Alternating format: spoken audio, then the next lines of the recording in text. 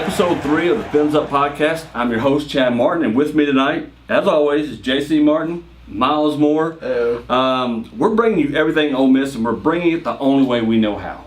And that's going to be with a lot of smack talk. We're going to throw in a few informed views, let's say that, and some opinions along the way. We may not always disagree, but one thing we're going to do, though, is try to, I don't want to say influence your decision, but what we definitely are going to do is entertain you. We hope so. Or bore the hell out of you. We're not sure which yet. But before we get started, I would like to thank everyone who has supported us so far. It's been great. We thank you so much for getting the word out. Please continue to do that. When you take an interest with Fins Up Podcast especially, you're taking an interest in something that you love, which is Ole Miss. I think we all can agree we love Ole Miss. That's why we're sitting here talking about it right now. And we love sports. Sports is fun. It's something we talk about. We certainly have a lot in common when it comes to sports and doing those sorts of things. So we want you to get involved in it too. So if you have a fan rant, we love the fan rants. We had some good ones. We've got a good one this week. You can send those to us at rant@finsuppodcast.com. You can text it to us at 662-612-0703. And if you're a fan, you just want to give us some suggestions, some feedback or whatever, hit us up at fans@finsuppodcast.com. Send that to us, and we'll get back to you. We'll read your tweets. You can follow us on Twitter, Fins Up Podcast, Facebook, Fins Up Podcast. Feel free to reach out. We love fan interaction. We love talking to people, and we want to hear your voice and hear what you have to say. Now, tonight's episode, as you can see, we're going to film this one. This is a work in progress. There'll be a lot of looking at our notes and things like that. You've already seen me do that, and you're going to see me do that throughout this thing until we get really comfortable doing that stuff. But we'll get better with camera work. We'll get better with production. It's all a matter of time, so just bear with us. We're glad that you're here for the very first one, and we're going to adapt, we're going to grow, and we're glad that you guys are along for the ride. That's right.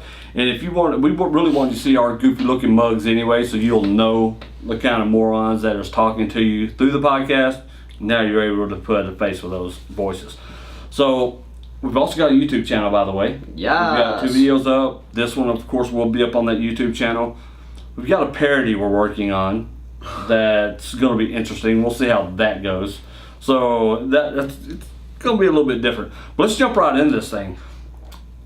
Really, really soon, September 5th is coming up. We got Ole Miss versus Florida State. Miles, you and Kate are going to that game. Yeah, I'll be there. Traveling, so we expect pictures. Oh, yeah. And probably will call you guys and get some updates of what's happening down there. I want to see what's going on with that. But we do have some news coming out of Florida State. This, I think, bodes well for Ole Miss, but I'll let you guys talk about it in just a second. But Florida State true freshman quarterback Malik Henry, he's been suspended for a violation of team rules.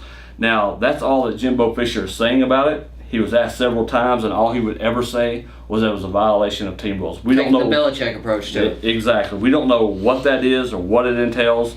Sean McGuire is going to be out for 4 weeks or so he won't be there for the Ole Miss game, which pretty much leaves a bunch of rookies and inexperienced guys at the quarterback position for Florida State. So, how does that help Ole Miss? Well, it helps Ole Miss in that they don't have a veteran presence under center. Now, that problem can also be quickly negated by the fact that they still have Dalvin Cook. Yes. And Dalvin Cook, he's definitely going to be up for the Doak Walker Award this year. He may be up for the Maxwell, maybe the Heisman. But the one thing that's really going to stand out that does stand out for Florida State rather, is that they're returning the majority of their starters from last year on offense. That is true statement. And so since they have all those guys coming, I think it's going to be the Ole Miss's Land Shark defense is going to be hard pressed because there's a lot of turnover on that defense, as we've talked about in previous episodes, with the linebacking core being kind of the weakness of the defense right now as it stands. The secondary's kind of stout, and our defensive line has some depth to it. But I think Florida State, this is not going to be popular, guys. Please. I mean, if you want to chew my head off, that's fine. That's your prerogative. Do it, whatever. Who am I to tell you what to do with your life? But I think Florida State actually wins this game. Wow. Bold. So, Miles, what do you think about Florida State's defense, and will they be able to stop the Rebels' offense? No, I don't think so. I think with Chad Kelly under center, and I think he'll be leading us along the way. And if Chad Kelly keeps doing Chad Kelly things, I think he'll be able to, put in some good work against them. Yeah, because to your point, you were talking about the depth of the wide right core for Ole Miss. So, Right. But how is Florida State's defense? Because I really haven't heard anything about their defense. Florida State's defense they're going to be solid because they've always been solid under Jimbo Fisher. The problem really for Florida State, well, it's weird to say that it's a problem for Florida State because Florida State really hasn't had problems since Jimbo Fisher started hitting his stride with Jameis Winston. Exactly. Really, their weakness has been at that quarterback spot.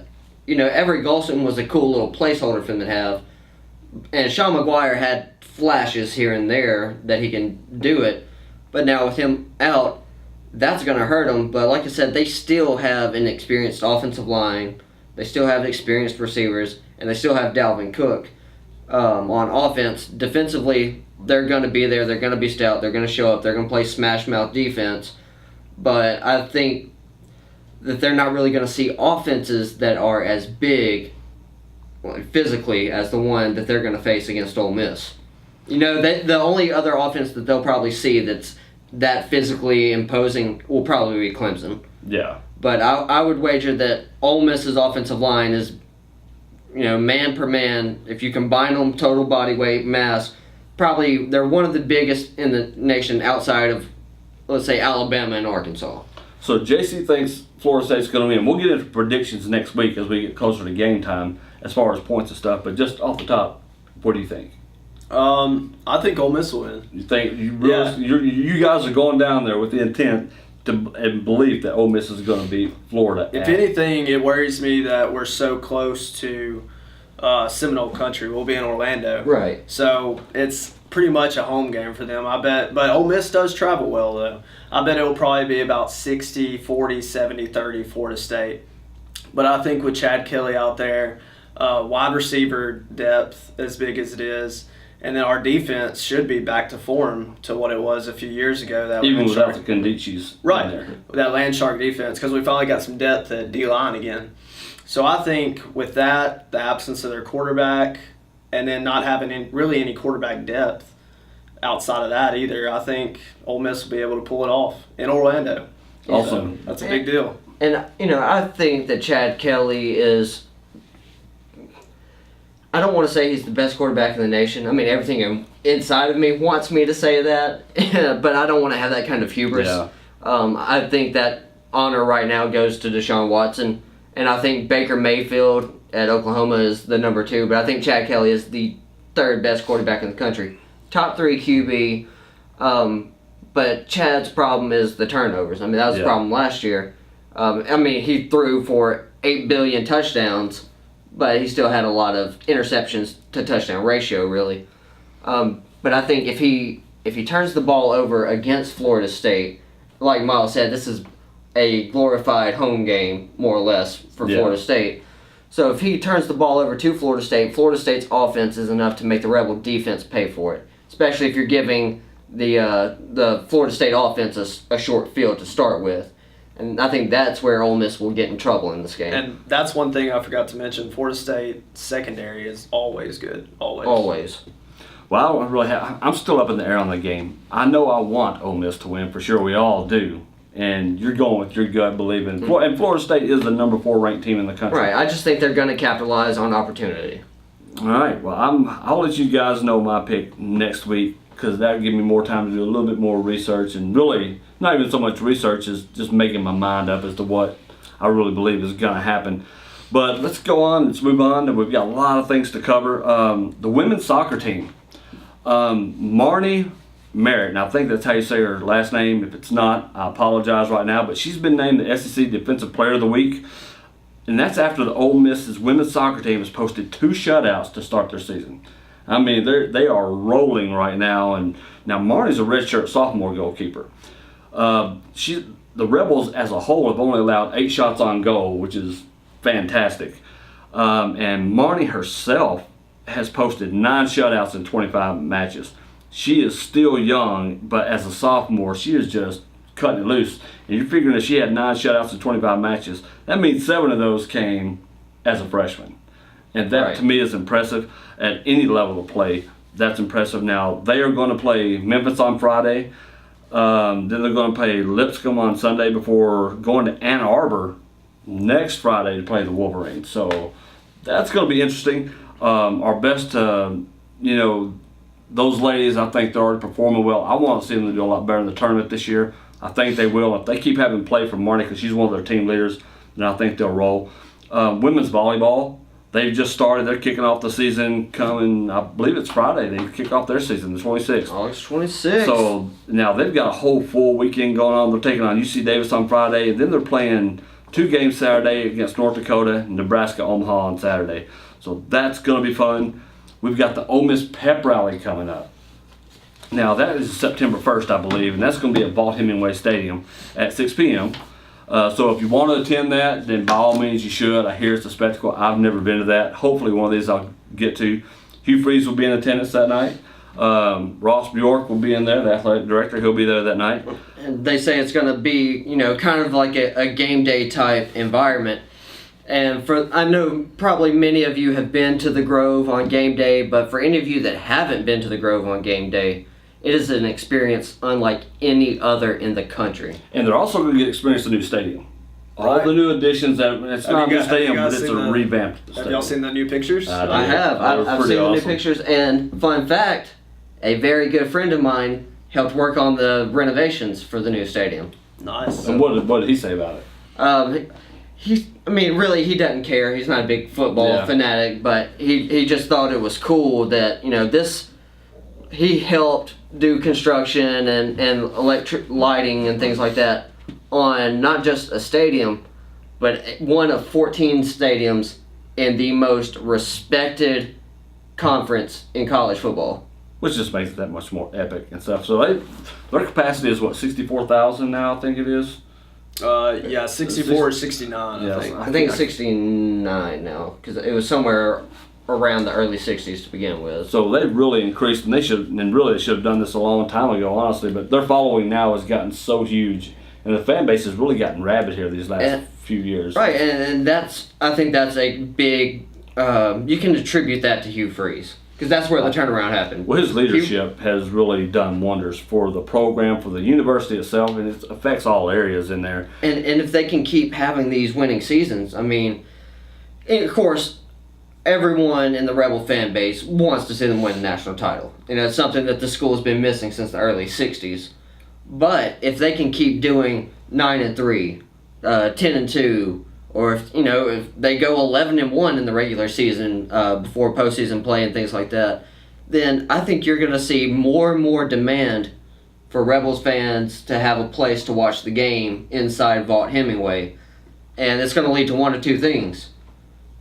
Either you got to expand Vaught Hemingway up, and you've got to add more seats, and do a true to fashion nosebleed to where you're basically looking straight down at the field, or Vaught Hemingway is going to have to go, and there's going to have to be a brand new stadium that has a bunch of money built into it and completely state of the art. And the other cool thing is that that means the better they play, the better recruits we get. Right, because it goes hand in hand. Because the better you perform, if you get better naturally you're going to generate more money. As you generate more money, you have better facilities. If you have better facilities, that's more attractive to a bunch of high schoolers. Because I know if I were an 18-year-old high school senior and I'm going on my trips, and I go to this school and everything they have is state-of-the-art and it's technology that I haven't had any kind of exposure to before, that's where I want to go. I can get my hands on the best equipment to put myself in the best situation, to train the best to be the best athlete that I can be, put myself in the best situation to go play professional football. Exactly. Now we got to move on, and so we're going to move on to another segment that I think is really going to be nice here. And it's one that you really wanted to talk about, and you actually brought to my attention. I hadn't even heard of this, but Donte Moncrief. Talk about Donte and what's going on with him. So a lot of people know Donte from the beginning of the Hugh Freeze era at Ole Miss, and he immediately just came in and was lighting up the stat boards. The Bo Wallace to Moncrief connection was just phenomenal to watch. And Moncrief had a daughter, and his father was really sick, so he left college early to go pro and to make the money to That's take care right. of his family. Exactly. And I have nothing but respect for that. But he got drafted by the Indianapolis Colts, and he had a teammate named Zerlin Tipton who was a backup running back for the Colts all the way until last December when he got cut. But Moncrief and Tipton were really close to one another. Moncrief has a daughter, Tipton has a daughter, and their lockers were near each other, so they were constantly around each other.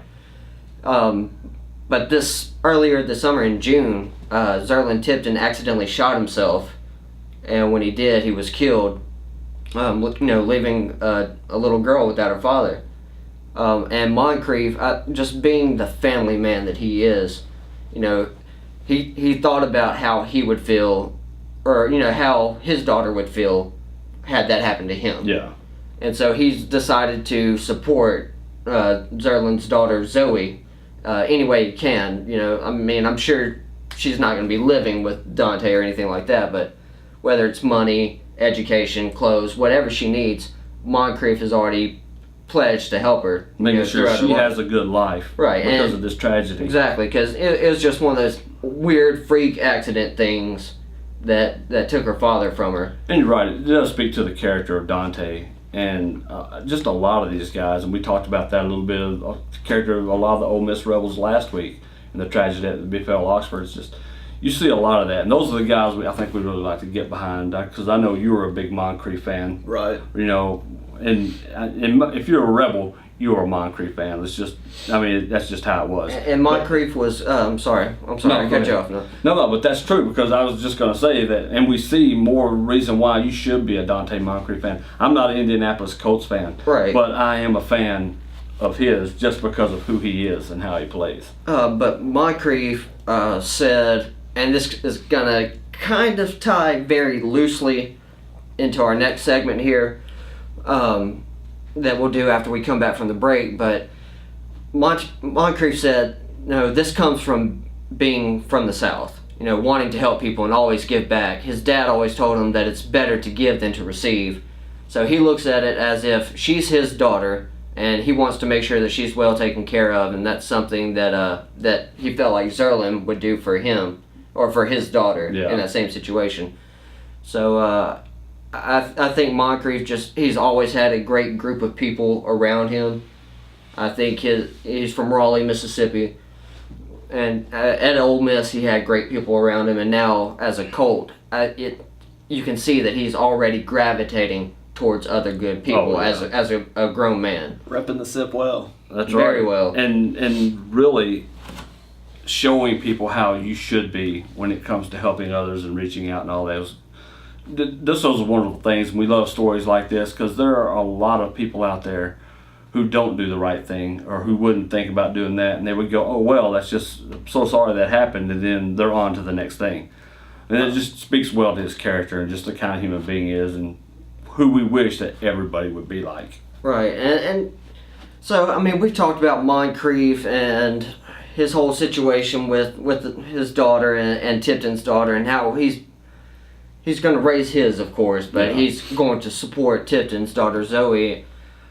And it's a hard situation. Moncrief didn't want to believe it at first. He actually texted Zerlin Tipton's phone after he heard the news, and he didn't get a response, of course. So it was kind of starting to set in.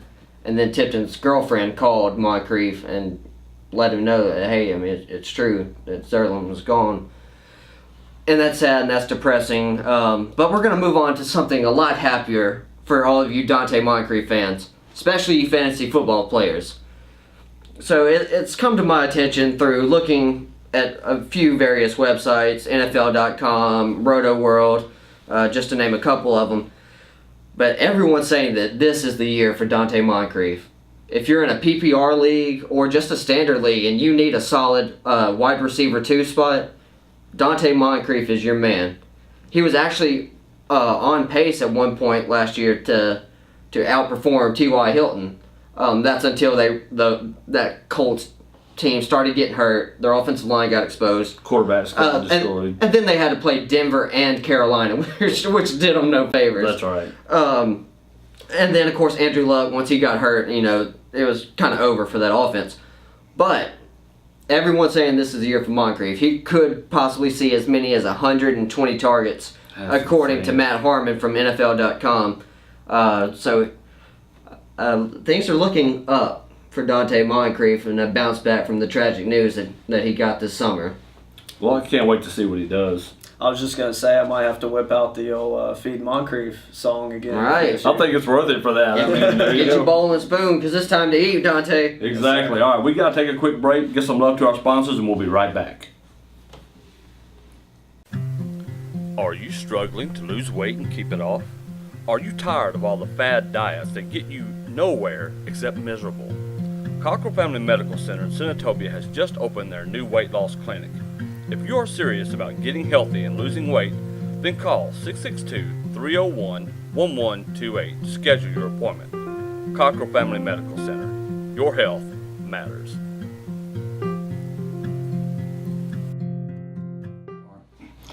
All right, we are back from break, and I want to go into this. I don't want to say it's a controversy, because when you compare it to really kicking out Colonel Reb or taking down the flag, it's really not as big a controversy. It did stir it up a little bit, right, I think, this last week, but we're going to talk about it, and that's Dixieland when it was removed from the band playlist this year. Mm-hmm. And I'll just read this because this was directly from them. There was an announcement a few days ago that Ole Miss Athletic Director Ross Bort that the Ole Miss Rebels Marching Band will no longer be allowed to play any version of Dixie. He said it was athletics' priority to be welcoming to all people in accordance with the UM Creed. And I think we can all agree that that's a good thing. I mean, we always want to be inclusive. And I think as a society and as people, you don't want to make somebody else feel like garbage anyway. Absolutely. Now, does that make it a supposition that Dixie is racially and morally ambiguous song simply because members of the Confederate States chose it as their unofficial theme back in the Civil War? As the South didn't really want any remnants of the United States government to be portrayed in their new country, as is what they were trying to do, the whole South. Now, I will give you a little backstory on Dixie. It was originally created in 1859 by minstrel composer Daniel Emmett in New York. Now, he even said in later years that he wrote it in 1843. The Washington Post even did a story on that, but it's hard to say because he also had a lot of versions of when he did it, why he wrote it. Sometimes he said it took him an hour, a day, whatever. So it may have just gotten its mainstream traction in 1859. Yeah, and he could have written it years earlier than that. But he was a composer for years in New York and in that whole area. It was actually, the song inspired the word Dixie. We got Dixie really from the song, honestly, known as this area. When we say Dixieland and the heart of Dixie and all that, really it came from this song, which honestly wasn't even about the South. It was about slavery, and in everything that I've read about it, that's exactly what it says. Because back then slavery was just a thing that was, except for of course it affected the people who were slaves and stuff. But as part of society, it's like today, we take things for granted that just are the way they are. But back then, like they did blackface all the time. For those people of you who don't know what blackface is, it's when you'd have these white actors and performers and singers and all this stuff would go around and paint their faces black like they were black, and that was called blackface. And they would act as caricatures of black people. They would just perpetuate any and every negative stereotype that existed at the time. And that's right. Now, I read a great article after I put this whole today's show together. I read an article before we came on air, and I wish I'd have wrote her name down or his name down. He was a sophomore, I think, in California, but he wrote an article called "Duality," and it's about how people, and this is really what affects, I think, people who look at today. When you have passion on both sides of any argument. People see arguments so many different ways. We talked a lot about this before we ever came on air tonight. But your duality is growing up with the song Dixie. And I was a huge Elvis fan, always have been, and one of his biggest songs was called American Trilogy, which part of that trilogy of that song is Dixieland. It's in there. It's very well known, and I've listened to it all my life since by the time my mom could sit me up straight in front of a stereo to listen to it. And so to me, it was always about home and family and stuff like that. I never even paid attention to any racial connotations. It's really not in that kind of version. There were versions made that had that in there. It was the most parodied song of the 1860s and that whole time period. It was parodied by both sides, talking about the other side. Some of them are quite humorous and some of them are just downright stupid, offensive, and pathetic. But so I guess my question is I understand not seeing it one way or the other. I never saw it as a racist song or anything that was bad because I wasn't raised that way. And of course, being a white man who I've never had experienced racism or anything like that as far as that goes, and had to deal with some of those things. But my question is, was that song to you guys ever racist before this became an issue? Did you actually ever put thought into that? I know we did the Confederate flag and things like that, Right. Because we see it even, when we, especially now that race is such a huge topic again in our society, and I don't think you can never overblow racism. I think there's just no place for it in any measure of society, and that's not just racist towards the African American community. It's against Asians and Hispanics and Muslims or wherever you're from, really. Any kind of discrimination, regardless of race, ethnicity, creed, religion, That's whatever. right. When you discriminate against somebody by the way they look anyway, it's just wrong. Now, we certainly embrace our football stars and our athletes. The majority of which are African American. That's right. And so we seem to have no problems with that. So I guess that's really my thing. And I'll preface it by saying this. I'm not upset that the song was removed. I really don't care either way.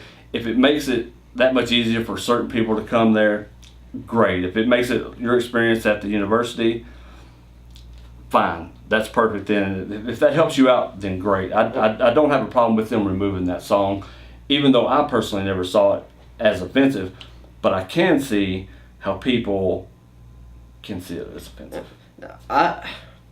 I've never cared for the song Dixie. My entire life, I've never enjoyed it. I don't think anything in its purest form, if you can say that about the song, in its purest form, I don't think that the song itself is racist. But the problem for the song is that it's tied to a treacherous nation, as we discussed off the air earlier. That's what the Confederacy was. It was a treacherous nation that only lasted for 4 years. It's tied in because it was their unofficial anthem for the Confederacy.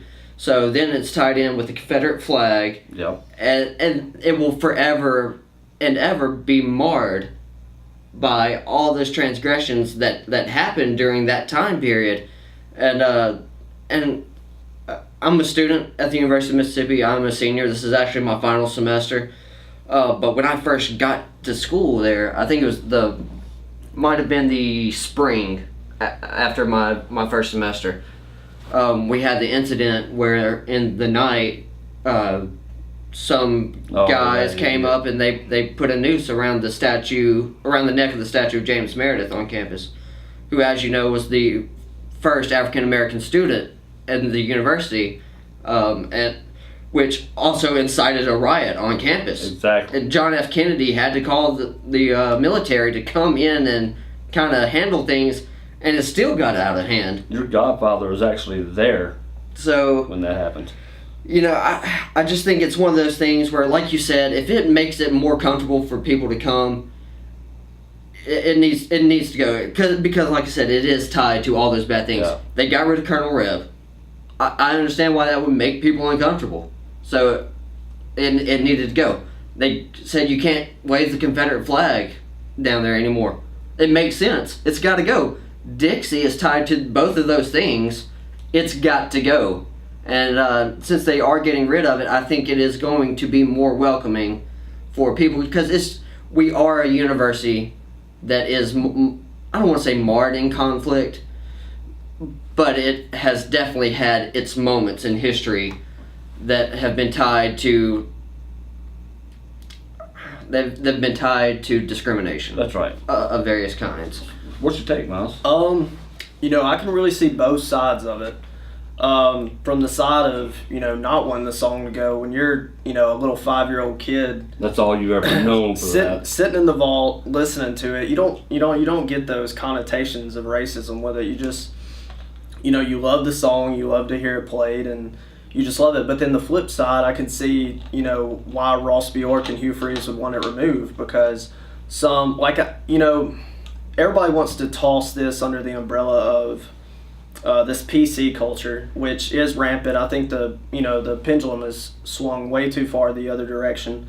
But I wouldn't throw this under that umbrella, because they're doing it, I wouldn't say just for recruiting, but to help the student athletes that we have and the ones we are trying to recruit.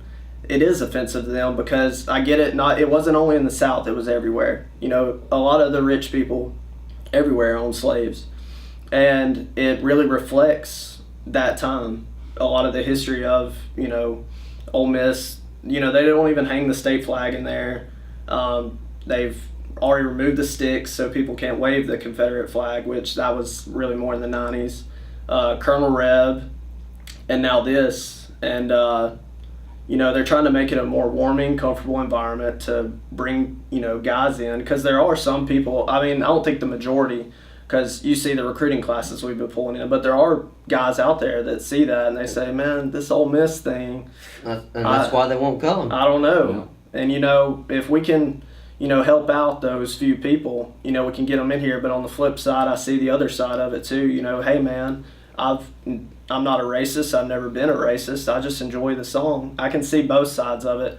But I wouldn't throw this under that, PC political correctness culture umbrella. I would throw it under, this is a public university. We're trying to bring these guys in, better our programs, better our students, better the school in general. And so it's not really an attack on, something that a lot of us love. A lot of us love the song and love to hear it. I wouldn't put it as an attack on that.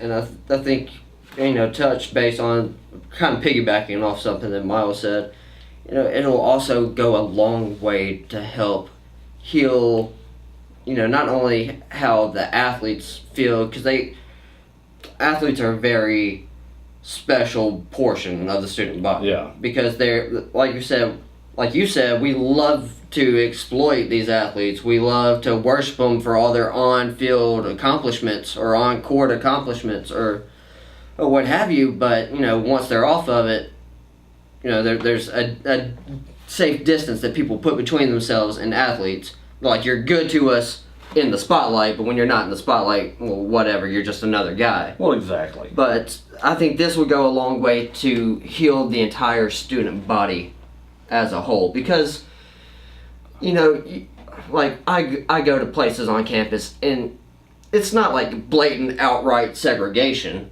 It's not like someone's sitting there saying, "Hey, you can't sit here," or "Hey, you can't sit here." It's kind of like a self-segregation. Yeah. Just because people go, people are still going to be attracted to the people they're going to be attracted to and hang out with. Anyway. People gravitate to people that are similar to themselves. That's right. Because it's what they know that they like who they are, and if they like who they are, then they want people who behave and have a similar belief system. That's how friendships are made. Right. And created. Exactly. Anyway. So, but I think it would go a long way to just kind of ease some of the tensions that are there naturally. And like I said, if it's got those connotations for being stuck to the Confederate flag, in which, as we discussed off air, it is representative of a nation that lasted 4 years. And I guess my thing is this too: if you have to have a song that a band plays it just a couple of times during the game to enjoy the game, then I think you're really missing the point of the game to begin with.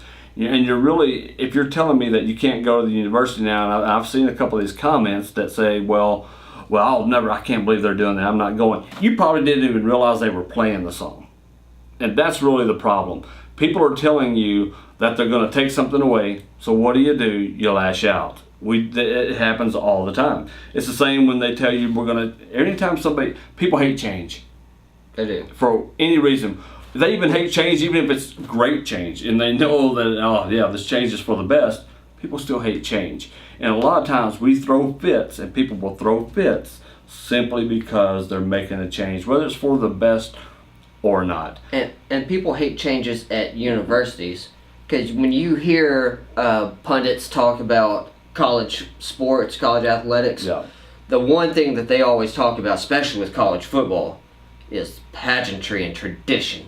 That's that one thing that they always want to bring up. The pageantry, the tradition. This school does this. This school has this thing. Ohio State's got this band. They do all these crazy formations. They can do Michael Jackson doing the lean and all that. The moonwalk and all that good stuff. And and each school does have that. They have their thing. But it still has traditions. Right. Plenty. There are plenty of other things. Our chant, to me, is next to none. Right. It's unique. It is so unique. You have the locking the vault. We link arms and we start swaying back and forth in the student section. And then eventually, the whole stadium is doing it.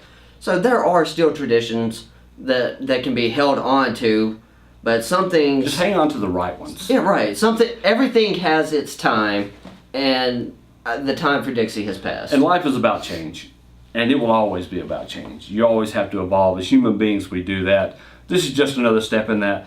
And this is not something I feel that we should hang on to and just make it a contentious point, because there's no real reason to do it.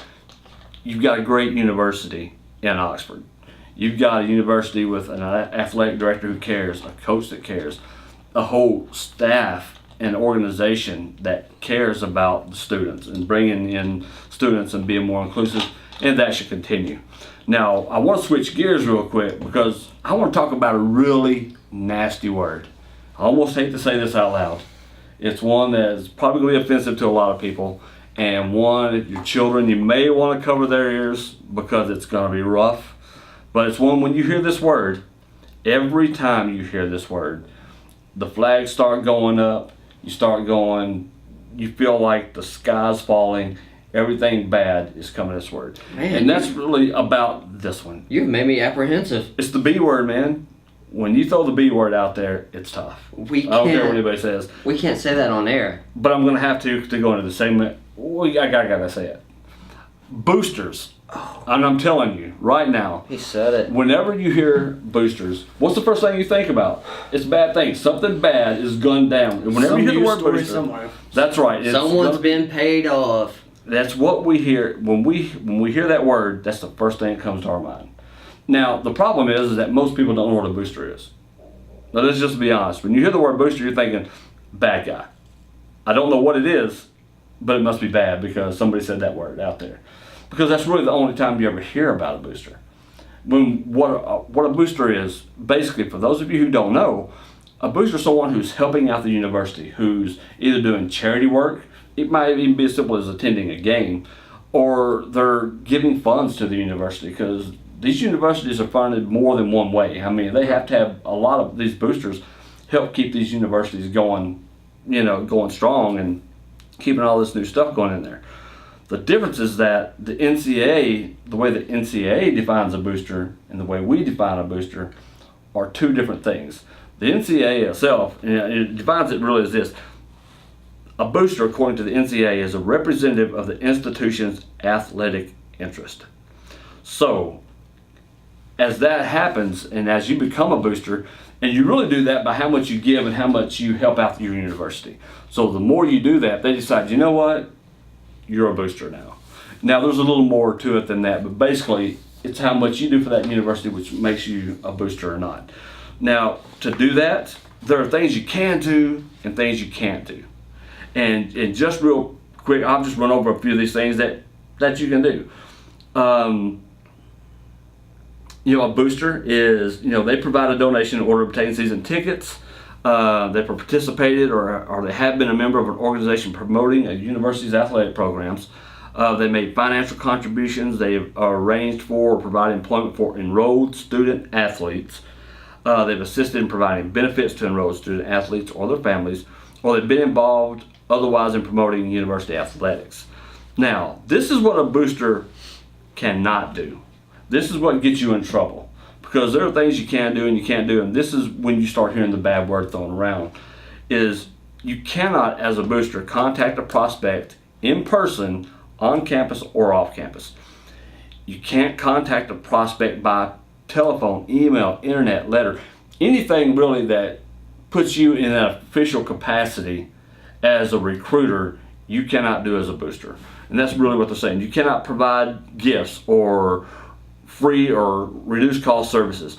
You can't employ relatives as an inducement to get that prospect to come to your school. Which is hilarious because the boosters are not allowed to do that, but the school itself can. Yes, they can. The school, if there's a star left tackle at some high school somewhere, some prep school, they can hire that kid's dad to be, second assistant offensive line coach at the university, and therefore increase the likelihood that kid's committing to that school. And it's so sad, and the reason we're talking about this is because of what happened with Laramie Tunsil. And he's not the first, and certainly not the last Right. of any of this stuff. We hear it all the time. But the reason this came up is because, to me, the hilarity of, and it's, you go and you read these things from his stepfather or ex-stepfather, whoever, Leslie Miller, is that his name? Lindsay Miller? Lindsay. I can't, it's a girl's name, I think, as far as I can remember which one. But It's unisex. to me, it's him. The things he said, it's amazing. It is ridiculous. It's crazy. Saying that he's talked for over 100 hours to the NCAA officials, spent 12 to 14-hour days in a McDonald's talking to NCAA officials. A booster, he says, flew in on a private jet to give him $800. Whoa. Let me get this straight. A booster procured the Yes. services of a private plane Yes. just to fly from God knows where Yes. to meet up with Mr. Miller, only to give him a measly $800. Yes.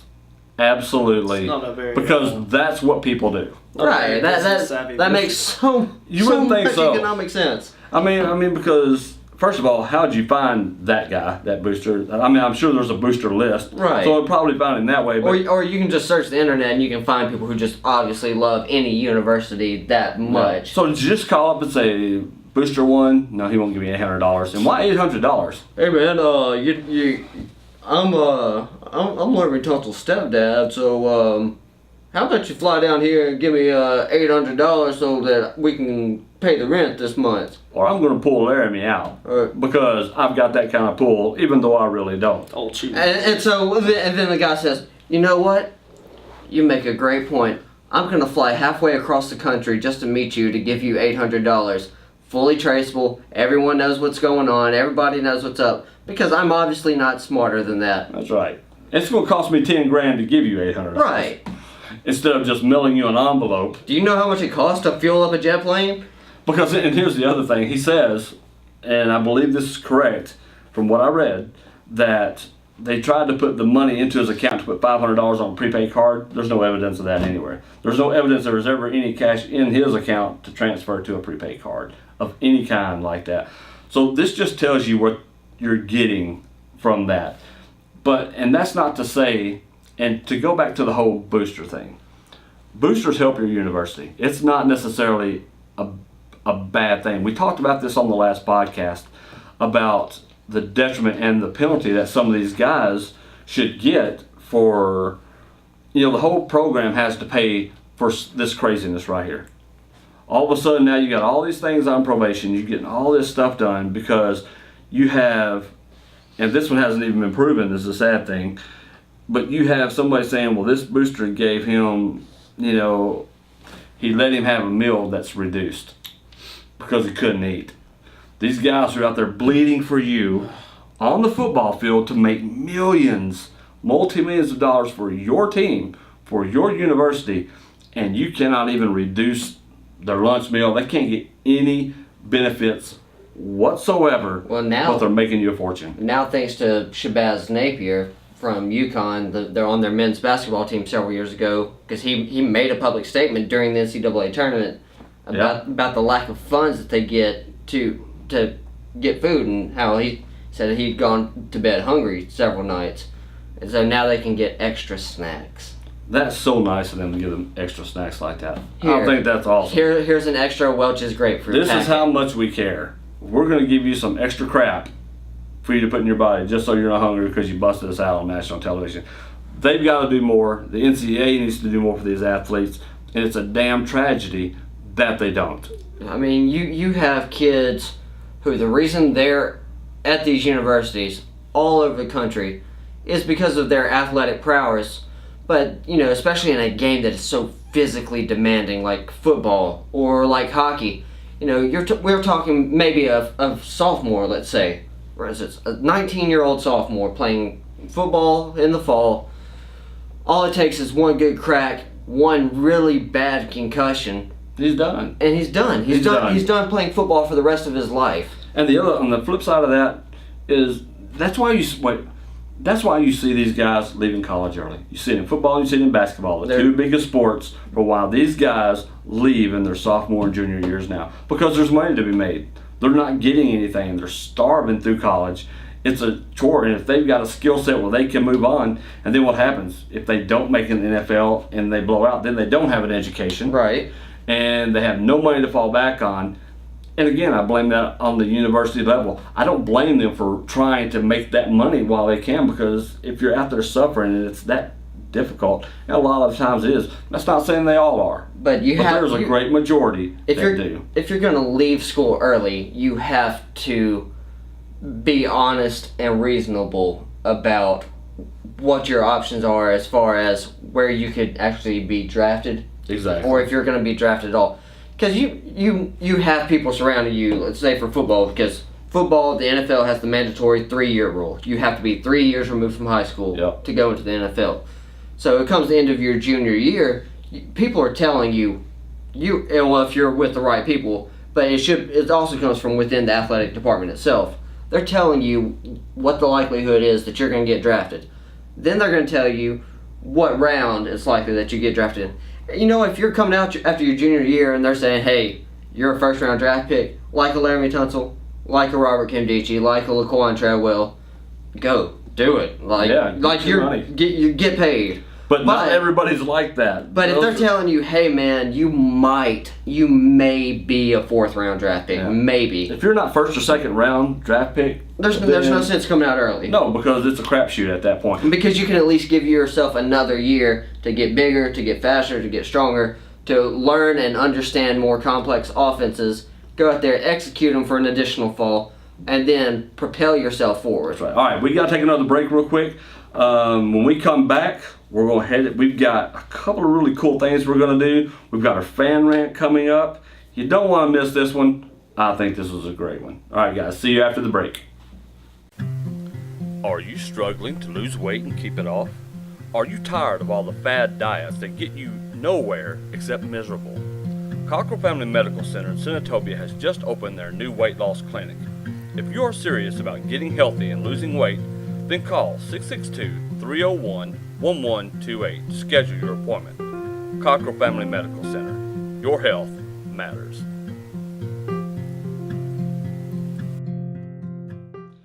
All right, we are back from break. We're entering our third and final segment of the day. This is the part I really like. But first of all, there's something we're going to do, something a little bit special, we're doing a little bit different. We're doing a parody this week. It's going to lead into, or it's as a result of our last segment that we did.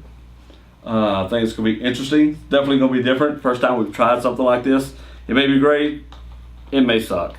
Who knows? You guys can be the judge of that. And I'm a horrible person. I love to make fun of people. So this is probably going to be my favorite part of this episode. So I think it'll be fun. But here it is.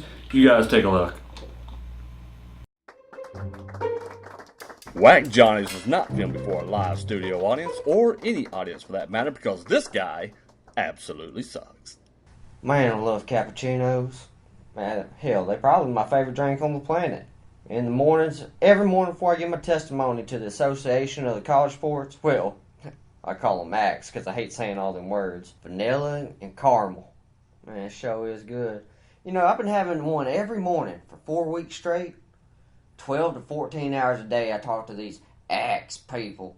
I make some buy me lunch and dinner because, you know, I ain't about to starve myself while I'm coming up with these stories. I mean facts.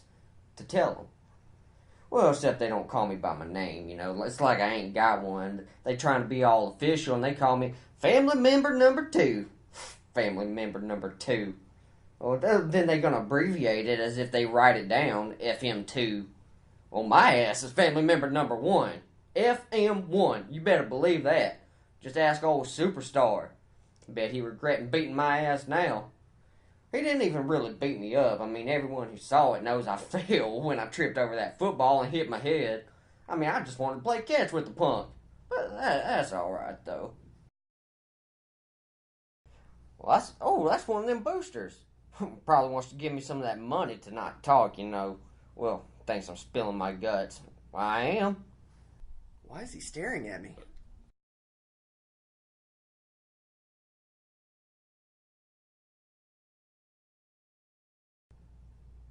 Will you look at that? I got me 2 new followers.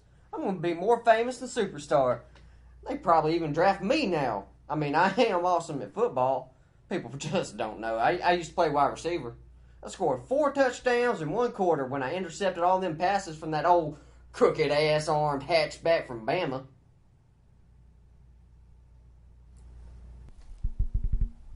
Oh my god, is he making eyes at me? Oh no. What town did I stop in? Okay, now I got something.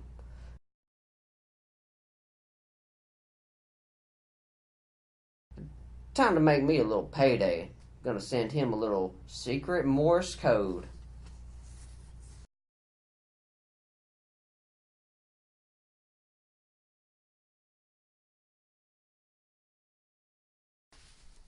Oh hell no. What's wrong with this man? Well, he seemed really excited. I mean, that's how you get paid. I'm gonna be so famous. But not that I want the attention, of course.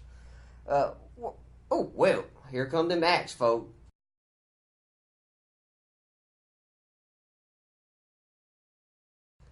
Oh, look, there's a Mexican restaurant over there. Somebody paying for something today, you best believe that. Man, the show is good. Whack Johnny's, when you've got no place else to go because you are too stupid to stop burning bridges.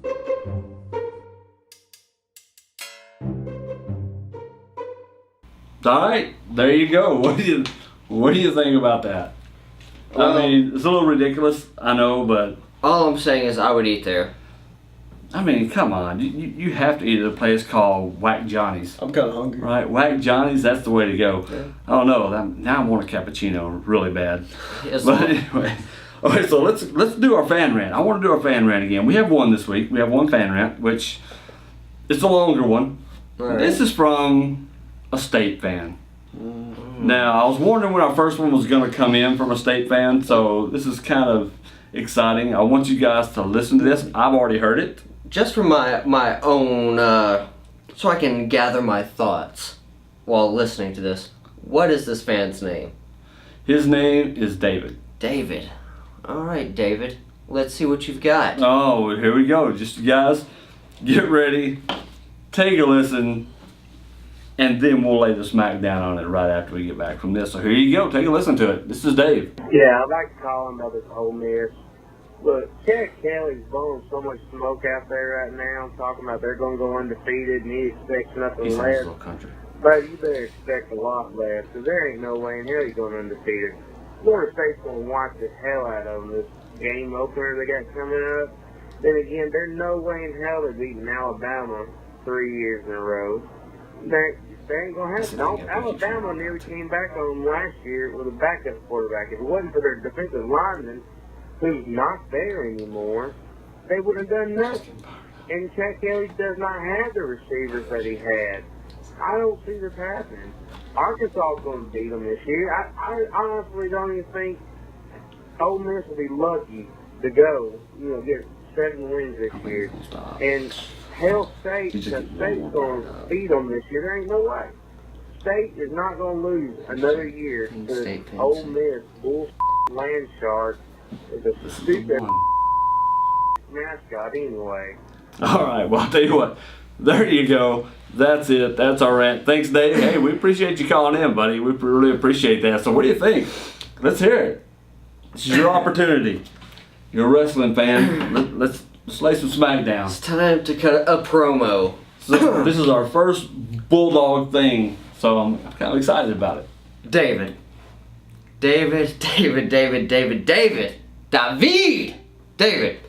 listen to me. This is the same thing that Mike talked about a couple weeks ago, how you started your rant there, talking about Chad Kelly. Well, as we have addressed on the show, the only downside to Chad Kelly's game so far has been turnovers. And honest to God, he hasn't really committed that many in the grand scheme of things, especially considering how many points he's put on the board. How many passes he attempts? How many passes he attempts, how many yards he's acclimated. So I'm going to go ahead and let you in on a little secret. We have our quarterback. Where's yours? Oh, that's right, he went to the NFL. Oh, and that's right, he was also the best player on your team. Wow, By far. you said Ole Miss would be lucky to win 7 games. 7 games? Son, Mississippi State's going to be lucky to win 3. 3, That's a lot of maybe, games. on a good day. It's a lot of games for them this year. Well, yeah, that is the typical Mississippi State win total. But David, how do I put this, simply, so that his primitive Mississippi State mind can actually process it and understand it? David, State is going to be in a world of hurt. A gruesome, excruciating world of hurt come the Egg Bowl. And you bring up Alabama. Oh, there's no way Alabama loses to Mississippi State 3 times in a row. Hell yes, they will. It's going to happen. I mean, they're coming back to Oxford, the place where their problems started. And I understand that Alabama is good enough to beat Ole Miss because they're good enough to beat anyone in the country any given Saturday. But I don't think that Alabama has the heart that Ole Miss has. Alabama's problem is that they have entitlement, and that entitlement is going to let them down. Oh, Miles, what do you say, buddy? I'm Staters are gonna state, and Staters. It's a Taylor Swift song. I'm gonna keep this short, like State's upcoming win total. And Dang, hell, vicious, man. I thought of all these while JC was random, but no, I can't agree. State is lucky to win 7 games. They're the ones who are going to be lucky to win 7 games because we've got Chad Kelly, we've got all the depth at receiver, and our defense should shape up to be good again. State's savior left them last year. Might I add, a savior who only beat 1 team that finished in the top 25 during his entire career at Mississippi State. So not even a great savior. But they will continue to perpetuate him just because at one point they finally managed to make it to number 1 in the country. Right, they keep reminding us. And there's just not much I can say on this because the points are so ridiculous. So State will have their little 6 or 7 win season without their savior Dak Prescott, and we'll have our 9 to 11 win season. And it's hard to make points against State fans just because they're so damn good at making them for us. That is true. That is a true statement. Wow. You guys are really into this. I was excited to see how you were going to react towards your State fans. That's crazy. It's not that I dislike them. I just despise them.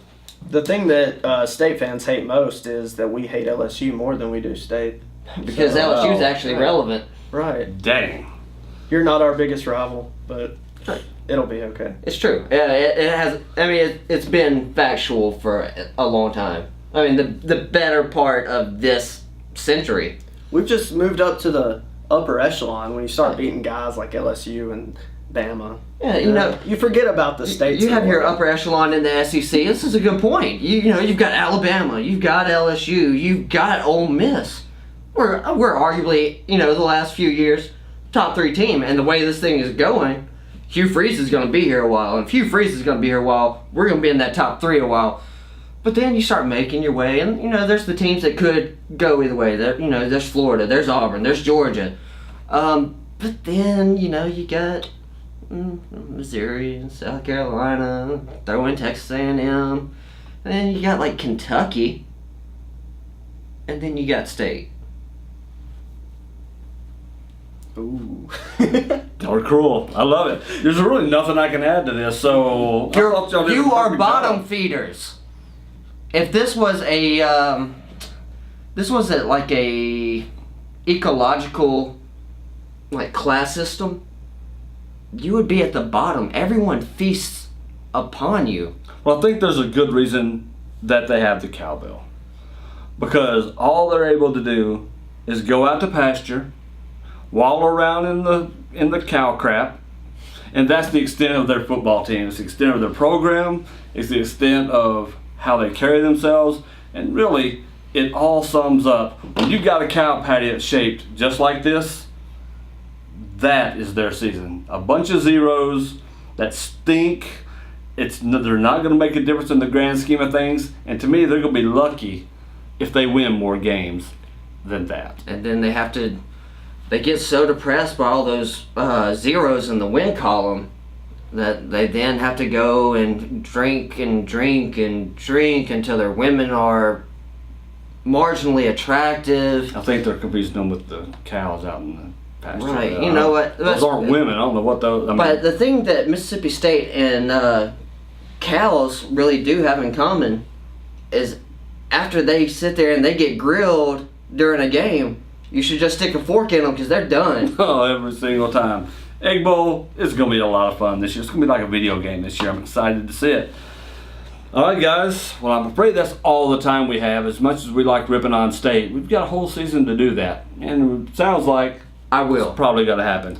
I'm going to make it a point every episode to at least get in one solid dig at Mississippi State. But we have something good to announce. I'm excited to do this. We're going to have a Fins Up Podcast playoff pick'em. I'm kind of excited about this thing, and basically there'll be more details coming up, but basically what you're going to be able to do is you're going to have a chance to pick who you think are going to be the 4 teams that go into the playoff this year. Then you have to pick, to qualify to get into this contest, when we start it, is you have to pick those 4 teams to move on. Then you have to pick the 2 teams that are playing for the national championship team. You got to pick the winner, and the tiebreaker, of course, is going to be the total points scored in the game. So as soon as the playoff rankings come out, that's when we're going to start the contest. So be prepared, pay attention to what's going on, who's playing who, because it's going to matter come that time of the year. And I think we're going to give away a $50 gift card. Is going to be our prize. I haven't decided where yet and what kind of gift card it's going to be, but we're going to do that.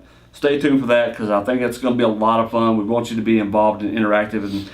And speaking of that, our new website is coming out this week. I'm excited about that finally. It's almost done. I'm almost finished with that.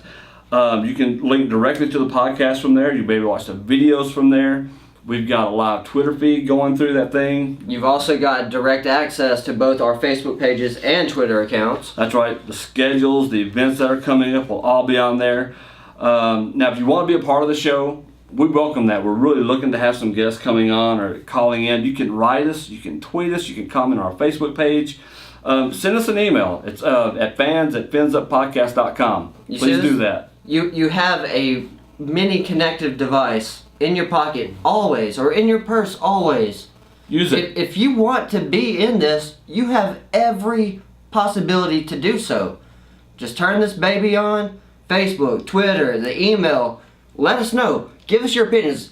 If you disagree with something we say, tell us. If you love our points that we're making, tell us. Hey, if you want to tweet it at us, that's great. You know, if it's something that really makes a point that we didn't think about, or something that's even a good counterpoint to us, we'll go ahead and retweet it. That's right. At Fins Up Podcast is all you got to do on Twitter. Facebook, it's Fins Up Podcast. Everything is Fins Up Podcast. We want you to be involved. Our YouTube channel, Fins Up Podcast. So you'll be able to see that. The parody that you just saw, I'm probably going to make it on its own also. I'm thinking about really doing that and seeing what happens with that. If it's funny enough, we may not get a response. We want to hear. If you think it sucks, tell us. Let us know. We don't care. We want to hear from you. That's kind of our point with this whole thing. Yeah. If you want to become a sponsor of the show, we need sponsors to keep this bad boy running. To do that, send us an email. You can do that at sponsor@finsuppodcast.com. You can send us a text message if you want to, 662-612-0703. That's Check our the line. number. Check the number. Go ahead and send it in there. All our information's there. You can get it at the bottom of this video. You can get it at our website, finsuppodcast.com. Go there. Get involved. Spread the word. We'll see you guys next week because we are way out of time. And until then, guys, fins up.